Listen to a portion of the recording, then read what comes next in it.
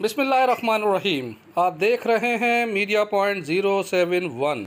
दूसरा ये कि supreme court of Pakistan high court ने जो ना वो आर्डर किया है कि जितने भी कारकुन हैं पीटीआई के उनको फौरी तौर पर रिहा किया जाए। मैं सिविल सोसाइटी से भी अपील करता हूं कि वो भी आगे बढ़ें, क्योंकि सिविल सोसाइटी का काम है कि जहां पर जुल्म होगा वहां पर सिविल सोसाइटी का काम है, वहां पर आके जो ना वो एहतजाज भी करते हैं और वहां पर अपना रिकॉर्ड करते हैं एहतजाज। तो उनको भी हम दावत देते हैं कि वो बाहर निकलें, आएँ हमारे साथ जो ना वो हकीकी आज़ादी जो इमरान खान ने नारा लगाए उसमें हमारा साथ दें। और दूसरी बात मैं यहाँ ये कहूँगी कि जमहूरियत इसी को कहते हैं कि आपको हर एक मुखालफत जो होती है वो करना कोई जमहूरियत में राइट होता है।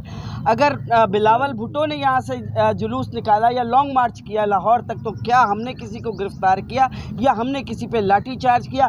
मरियम नवाज़ लाहौर से अपना लॉन्ग मार्च लेकर इस्लामाबाद आई तो उन पे किसी ने, हमारी हुकूमत के दौर में उन पे किसी ने लाठी चार्ज किया?